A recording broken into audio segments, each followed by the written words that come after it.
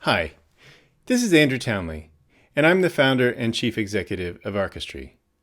Today, I'm going to talk to you about one of the biggest issues we have as security professionals, our credibility and our trust with our customers. In fact, this credibility and trust is the ultimate currency we have to make sure that we get what we want to build the security programs we know we need to enable and protect our organizations. As many of you already know, my family and I spend a lot of time in Cape Town, South Africa.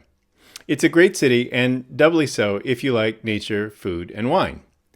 For me, I generally go for 2 out of the 3, since I got my fill of the great outdoors just for the sake of it when I was growing up on a farm in east central Illinois.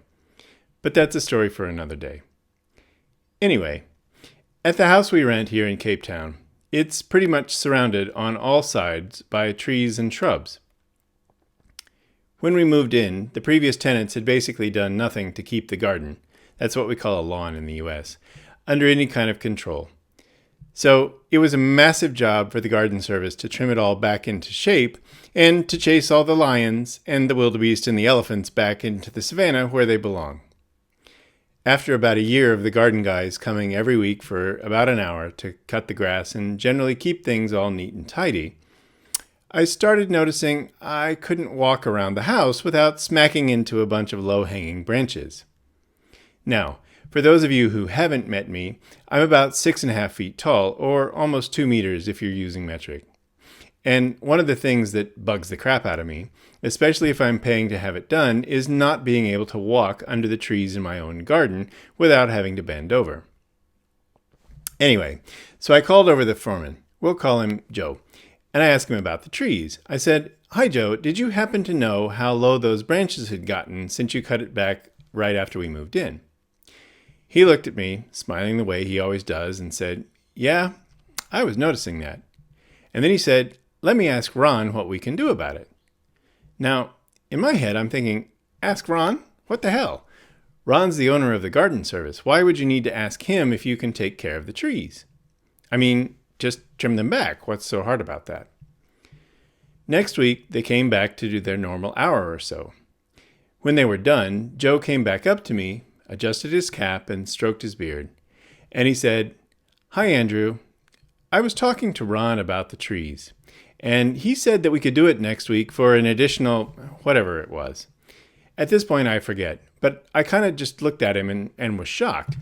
I think I even had to count to 10 before I could say, "No, I don't think that's going to work, Joe.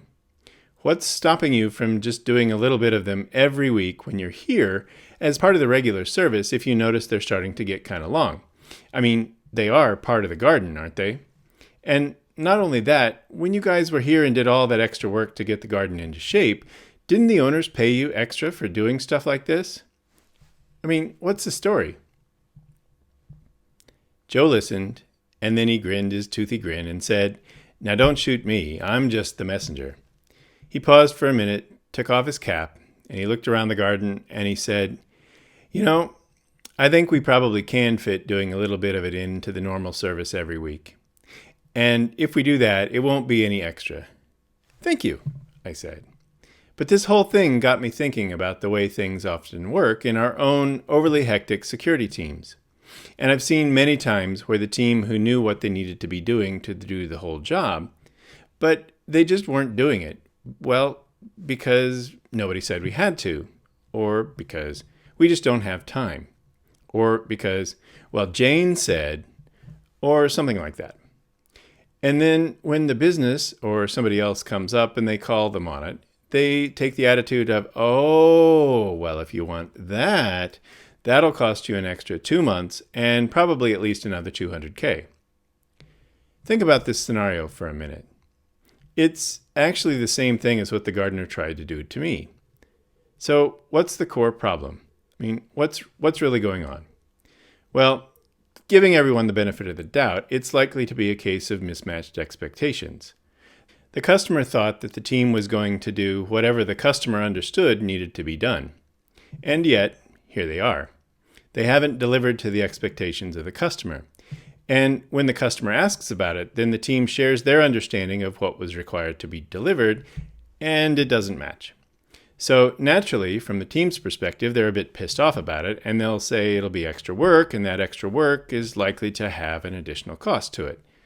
Basically, nobody's happy right now, and if you're ever in this situation yourself, this is the point where things can either A, get resolved because, like the situation with the gardener, they were actually in the wrong because the scope had been previously agreed, or B, get to the point where everyone digs in their heels and nobody wants to admit that they were wrong. I mean, we see this stuff all the time, right? Now, we get to the part that's often hard for people who are in security to understand because they don't think of themselves as really having customers. But they do. And in fact, if you have customers and you want to keep them, if there's any question on who's in the wrong, then this is where you need to follow the mantra of the customer is always right. Because where there's mismatched expectations, where does the fault really lie? That's right. The fault is a result of the customer's understanding not being validated and agreed, not just once, but maybe even 3 times, so that everyone involved is clear as to exactly the scope to be delivered. And that's why it's hard for your typical security team to understand why they don't have the support and the trust of the people they protect. Because those same people, their security customers, feel like they've been let down a whole lot more times than they feel like they've been helped to do whatever it was they were trying to do. So that's really the secret of what I was talking about today. Because if you want to have that trust, and if you want to have that support, then you got to be working on your credibility with your customers every single day. Now, maybe you aren't quite sure just how to do that, or maybe you feel like you need some practice. Well, in that case, I might just be able to help you solve this problem in your own team and in your own unique situation. But we can't even get that far if you're not getting my daily email tips, because that's the best way to find surprising ways to think about the problems you face, to get new ideas for how you might solve them, and you can do all that for absolutely free. You just need to sign up and look in your inbox. As a bonus, you'll get a free copy of my $97 old school print newsletter that gives you practical advice you can put into action the very day you devour its crisp white pages. All you need to do is visit Archistry.com and enter your email address and see what you think. If you don't like the emails, or you think they're too much, because sometimes I really do send more than one a day, then you can always unsubscribe at any time you want. No harm, no foul. It's totally up to you. Always.